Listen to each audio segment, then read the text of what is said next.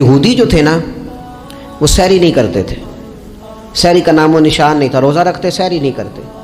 تو نبی پاک صلی اللہ تعالیٰ علیہ وسلم نے فرمایا ہمارے اور یہودیوں کے درمیان فرق ہی سحری کا ہے، اور نبی پاک صلی اللہ تعالیٰ علیہ وآلہ وسلم نے فرمایا سحری کھایا کرو، سحری کھانے میں برکت ہے۔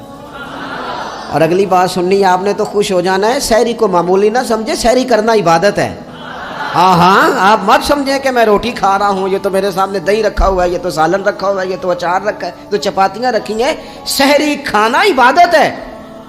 آپ صبح اٹھے، آپ کی تو روٹین ہی اور تھی، تو 7 بجے کھاتے تھے، 9 بجے کھاتے تھے۔ یہ جو آپ صبح کھا رہے ہیں اٹھ کے سحری میں، اپنی مرضی سے تھوڑی کھا رہے ہیں، یہ تو کسی کے کہنے سے کھا رہے ہیں، یہ تو کسی کے بٹھائے بیٹھے ہیں۔ یہ جو سحری کا لنگر ہے یہ رب رسول کی رحمت کے ساتھ عطا ہوتا ہے، یہ کرم ہے، یہ اللہ رسول کے بٹھائے بیٹھے۔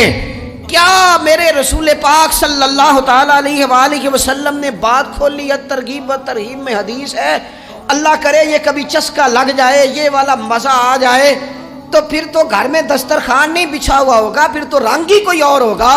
حضور فرماتے ہیں اللہ تعالیٰ اور اس کے فرشتے سحری کھانے والوں پر رحمتوں کا نزول فرماتے ہیں۔ کھائی روٹی جا رہی ہے، پکا ہوا کھانا ہے، لیکن حضور فرماتے ہیں رب بھی رحمتیں فرما رہا ہے اور اللہ کے حکم سے فرشتے بھی رحمتوں کا نزول کر رہے ہیں۔